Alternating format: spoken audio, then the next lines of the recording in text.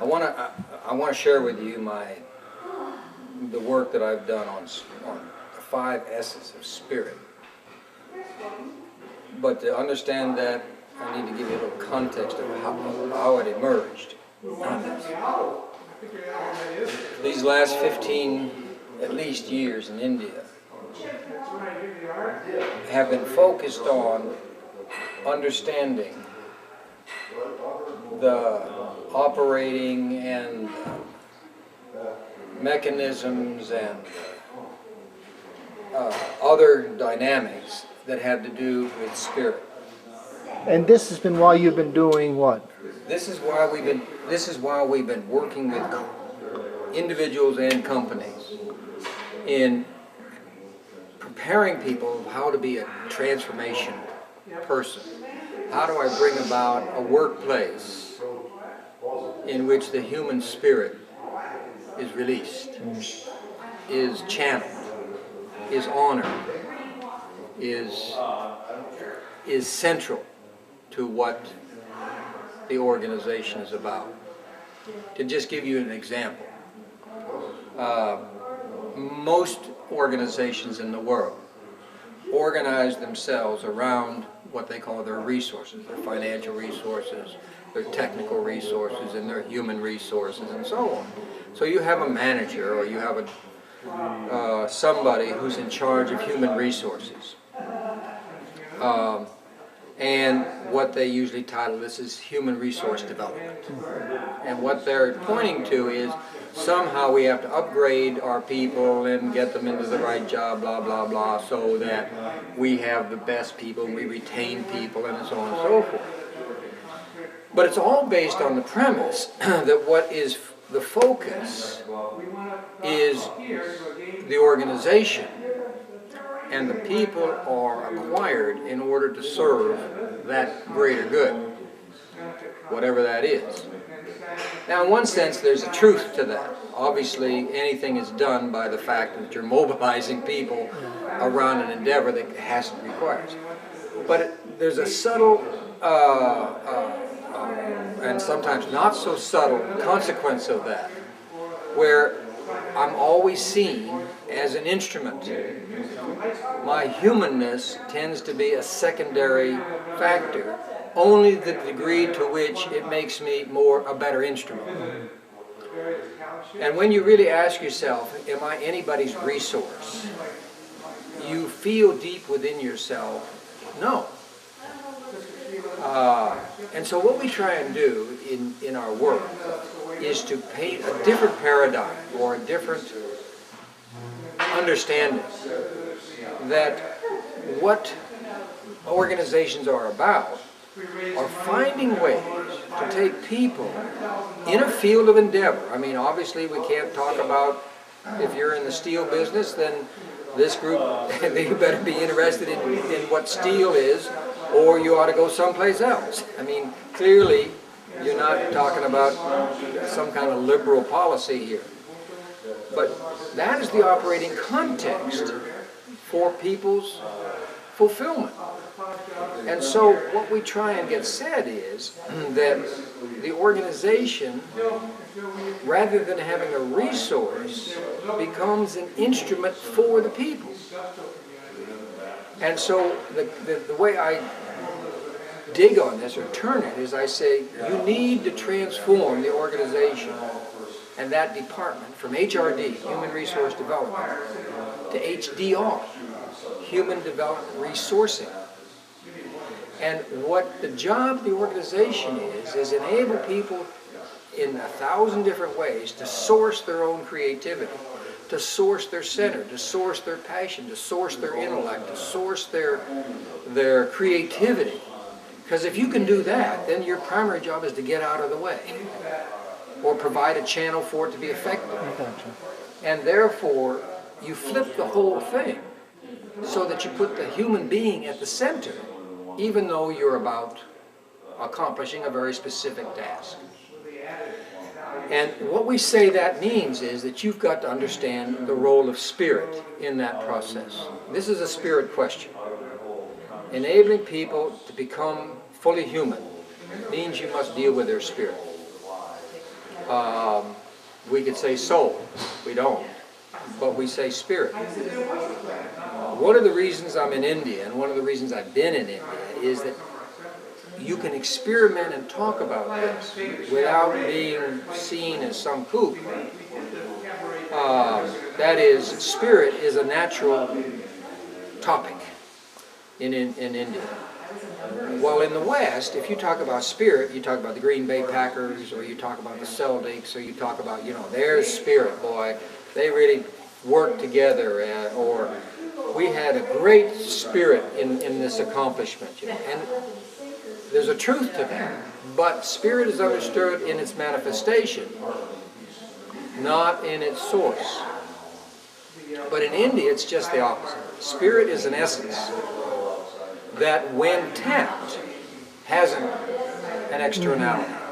But spirit itself is primal, is profound, and whether it's raw and so on. But what our contention is that authentic spirit is never, or rarely happens by getting everybody in a great outward bound kind of thing where we all had to help each other up the rope and build a bridge together and so on. I mean, you can experience that, and it's a great feeling, but the literature has shown that for the most part it doesn't last. It's not transformative. And that's because it never really touches or taps the deep source of that creativity. It imposes a situation to which your spirit must rise, and so on. But it doesn't sustain it. It doesn't come at it where a person is broken loose at a very profound level. So the question we were faced with, or what we are being faced with, is how do you do that for the average person? How do you do that for the workers on the shop floor? How do you do that for the accountants and so on and so forth, who are engaged in routine activity? I mean, it just is repetitive, and it's mundane, and so on. Now, I won't go into this, but we've worked on, relative to the 4 levels that I've talked about, of being occupied, being engaged, being vocated, and being paravocated, that when spirit, which is sourced at the lowest level, the profound spirit, is released by the paravocated ones in order to transform each of the other levels, so that it transforms the vocated ones from seeing that what they are about is historical. By that I mean somebody who's vocated is in it for the long haul, to just put it crassly. They know they're contributing something that's important, and that significance is what reinforces their sense of calling to an area. Mm-hmm. But what spirit does to that is it transforms it from being historical to destinal.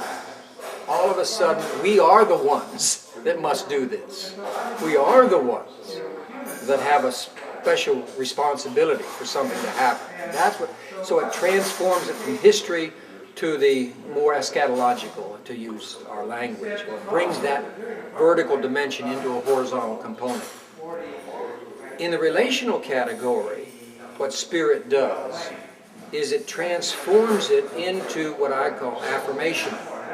That is, it's not, you just enjoy your work, but love, profound love, permeates what you're doing. Everything is filled with spirit, and now everything becomes affirmed. Spirit enables you to say yes, where normally you would probably say no. And then finally at the transactional level, what spirit does is it transforms the mundane into the mystical, to use a thing. Or to put it another way, the transparency of ordinariness. So that what I do, to use our ancient area, everything becomes a prayer. Everything becomes good as the pudding, good as the stool. If life goes in, then something comes out. And therefore, as they say, you know, before enlightenment, carry water, chop wood. Afterwards, carry water, chop wood. But everything is transformed. So what we're talking about in resourcing is not how to get everybody paravocated, but how to enable people to tap the source interiorly, as well as what the situation is a gift. There's spirit in all things. Now, to go back to the work in spirit and what I call the practicality of spirit. You know, how do you do this? You know, in the daily situation. I went back to an image that is very popular in business, at least in Asia, but it's true everywhere, but especially in Europe and Asia. A few years ago, the Japanese, where everybody went to learn how to do things of quality, said one of their key things that they do are what they call the 5 S's of housekeeping. There are 5 Japanese words that begin with S. Each one means a different dimension of housekeeping, like throw out things you don't need, have a name and a file for everything, and so on. So people went there and they learned these 5 S's and they come back, and you'll see these companies where the Japanese take it, the waste paper basket has to be so many inches from the right leg, you know? I mean, but they don't understand that for Japan, that's a spirit category. As we talked about it in the beginning, was the form. For the yellow earth, the form. And therefore, having everything in its place is a spirit exercise. So the 5 S's are spirit exercises that are applied to daily life, that have consequences and quality. But first and foremost, it's a Japanese spirit exercise, not a set of things to do. But this is not transmitted. So I picked that up on the 5 S's, and I simply said, you need to understand that if you want to tap the source, you're going to have to enable spirit to happen. Or you have to facilitate, or you have to, I'm not saying you can manipulate, but you have to understand how spirit, what is spirit responds to. And there's 5 S's.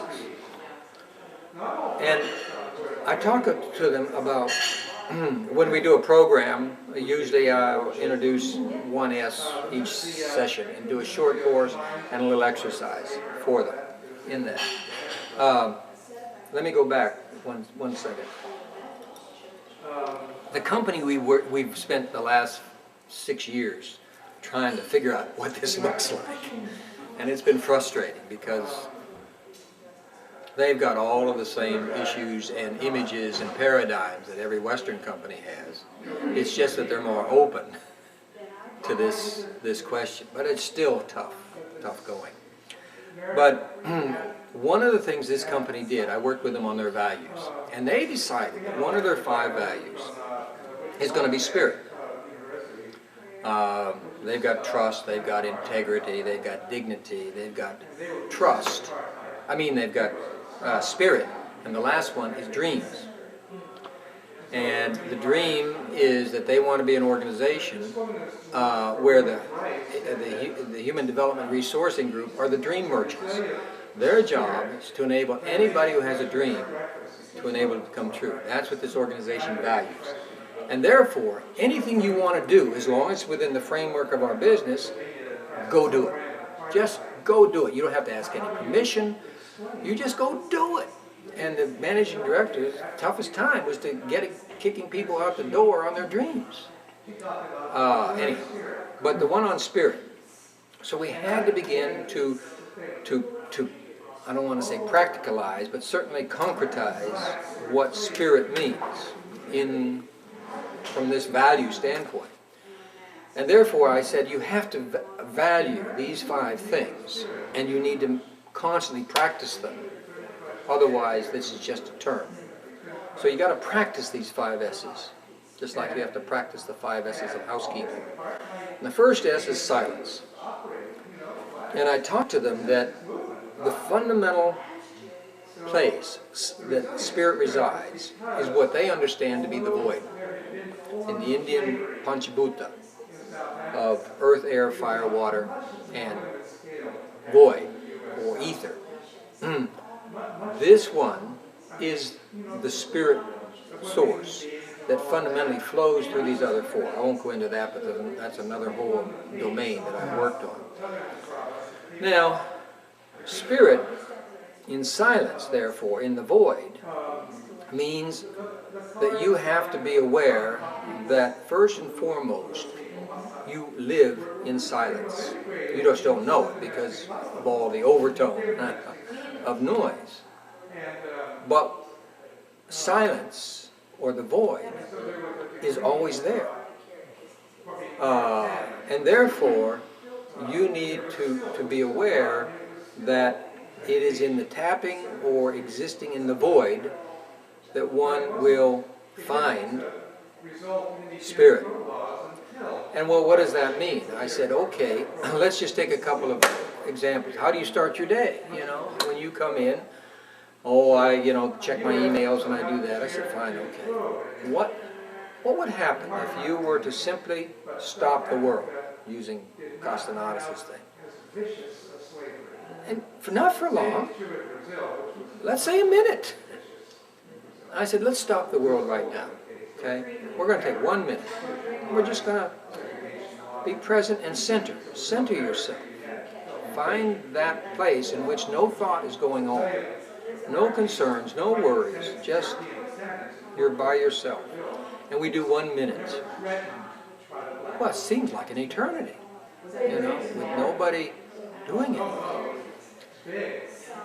And I said, suppose, think about a meeting, starting a meeting. What if you were to just take 1 minute with everybody around the table, before we get into the chatter and this, we just center for a minute. What difference do you think that would make for your day or for the meeting, To bring people, to use Thich Nhat Hanh, to mindfulness. So I do some other things on that. But silence is not the absence of noise. It's the place of spirit, which is always there in the void. Second S is space. By that I mean, I said, you need to be aware that spirit needs a home that it can live in. Now, I'm not talking about being a neatnik or anything like that. I'm talking about being conscious that the environment that you create is also the home of the spirit that you want. I'll just put it simple like that. The spirit has to exist in the same space. It doesn't come from afar and visit. It lives in your space. Therefore, you better be careful and attentive to what your space is doing to your spirit and to other people's spirit. And so I usually do this short course right after we return from a coffee break, and I stop them and I say, now, wait a second, how would you describe our space that we left in? Does it welcome you, and so on and so forth? Now again, I'm not pushing for being a Pharisee. I'm talking about mindfulness, that space needs to be cared for, like we used to line up everything in the programs. Second thing I said, you need to work hard into bringing something living into the space. A plant,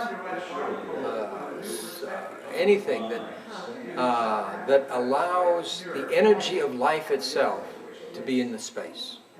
That's important. So in our programs, we're always asking the facility, please bring us some pots and put them in our center. Okay. The other thing we do in our space is to allow them to see that creating different seating arrangements creates a different spirit for the group. So we have them in team space is one thing. When we put the tables in a circle, it's another thing. And so on. And I asked them, how sitting this way, what's it do for your spirit versus the way we sat yesterday? Space, space, space. And so on. And then what does it mean to do a transformation of space? And one of the places we did in the factory, we, at the one factory, we just stopped everything on one day. Everybody came in their work clothes. They decided to tackle the dirtiest, cruddiest place, toss out stuff. Just like I remember when we were in Fifth City, going into the basement with Fischel and others during one summer. And we just had the time of our life, bringing life and spirit into that space, you know. And then when it was all done, they had their families come and they had a great picnic and so on. So transforming the organization, on and on and on. And so this organization is doing that on a race. Space. There's more, but I won't. The third is, I said spirit has the quality that it must be, I'm not quite sure exactly how to describe what I'm saying spirit needs, but if you don't come to terms with what spirit has been engaged in, then it will be a restless spirit. It will be a incomplete spirit. And what I mean is this, that the third S is what I call scanning. I couldn't think of another term that began with S. And I said, what do I mean by scanning? And it has to do with bookending your thing. Spirit needs beginnings and endings. Spirit needs to be cared for in a container of time, just like it was in space. And so you need to have an exercise or something you do in the beginning in which you beckon forth the spirit that's going to be required. And we have an exercise where they very quickly do their brainstorming of what they need to do, and they create a wedge, like we do in the lab. I mean, in any workshop. A very simple one.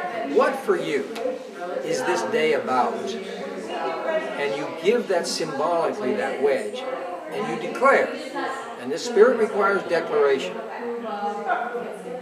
Over my dead body, this is what this day is about. Now, it may not turn out to be, but spirit requires to be of a service to you, requires your declaring and asking for it to be present. And if you don't do that beckoning in the scanning, then spirit cannot serve you. Likewise, when it's done, you need to scan and do the absolution. And I talk about absolution, that whatever we did this day is the basis of our future, and therefore is good. And so how do I close the day? So we do a series of exercises. You can chart the day. You can do. I do a very, very simple one with them, in which I just simply say, just at random, list everything you can think of that happened this day. You know, just boom, boom, boom. Okay, scan the list. Go up and down until one of them grabs you. Don't try and impose it. Just keep looking until your mind just seems to keep catching on the same one. And treat that as if there's something in that event that had to do with the significance of the day, of the spirit. Take it, and for the next 3 minutes, just keep writing about that, whatever that was. Right. And who knows? But it will. If you do this without prejudgment, usually the other bookend will happen. And then name it.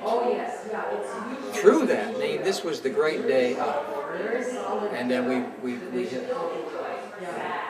people just find that, and anybody can do it. The question is, how do you put the discipline in it? Fourth S. So, Jack, you were saying the fourth S. Yes, Sipa, the fifth S. In India, everyone knows that there is a direct relationship between spirit and sound. Om, the ragas, for different periods of the day. Everybody knows that there's a vibrational component to life that is spirit. And therefore, life is this rhythm. Life is this sound. Life is this vibration. And therefore, we need to find how to bring that capacity into our daily lives or into our work. Now, we can talk about lots of things that India does with sound. But what I then move them into is singing. That I do believe that it is the singing that is a release of spirit, energy, that was always the key to our success. In fact, I am so bold to say is the only thing that made us victory had to do with our capacity to sing. We sure as hell weren't real smart, and I can list all the dumb things we did. We sure as hell were pretty damn ordinary, you know. We didn't have that many brilliant people. What we had was a corporateness that was a spirit category that I think depended upon our singing for its sustenance. And we sang about our work, we sang about the profound, we sang about all these things. And that's what gave us, I believe, the miracles that we were able to create. And I've often thought about writing a book on the day the singing stopped. For some reason, because we were not doing that kind of work anymore, okay, don't sing those songs. But we lost that which enabled corporateness to transcend polity issues. So I said, we have to learn as an organization how to sing. And so my resource here is Hiram Copeland. Hiram Copeland is an absolute genius of taking workers and supervisors and getting them to create a song about the work and song about the future. And the management is absolutely floored and delighted that these workers sing. And now they got a songbook that they sing together. And I try and get them to start their meetings by singing, much like we did. It's hard work. I mean, it takes a spirit person to decide you're gonna keep at it. We can do it in our programs, not a problem. But to make it happen day in and day out requires a spirit person, which is what my leadership question is. How do you develop these kinds of people of consciousness, equip them with these tools, and turn them loose to enable spirit to happen? Sound. So we do a number of things with sound. The fifth one, and I say in one sense, is the bookend of the silence one and the last one. These are more operational ones, the three, the space, time, and the sound. The other one, the other bookend of the five, is our category symbol. But I push it on the domain of story. That the only thing spirit has as a container is the story. And when the story is not about history, it's about the vertical. It's about the profound. And so we have a whole exercise in how to create story. How to tell a story. How to perpetuate a story. Kind of thing. I won't go into all the exercise, but one we do. We do this. You wouldn't be surprised to know that we do a 3-act meeting: confession, praise, dedication. I won't go into what the content of it, but in the second act, in the praise act, we have people. Each team gets up and puts up on a sticky wall. We have nice different colored cards, and so they're to put a phrase that is a victory from the last period of time. Okay, any victory, boom, boom, boom, boom, boom. And if there's a story behind that victory that needs to be told, put a little dot on it. Now, what do we mean by needs to be told? It was miraculous. There's somebody you want to lift up that was extraordinary effort, or it embodied an example of what we believe in. Those are the three criteria. And so what we're looking for are the stories that have to do with the Spirit. And so now we have this wall of victories that come up, and little phrases about it. Now we have the storytelling time. What's the story behind that one? Okay? So we'll get up and say, well, this is about something that this miracle happened. You know, we pulled off the impossible, and so on and so forth. And then somebody else, and this, and so on. And then we have this great storytelling time. And what happens is, and I short course this, is your story sustains me.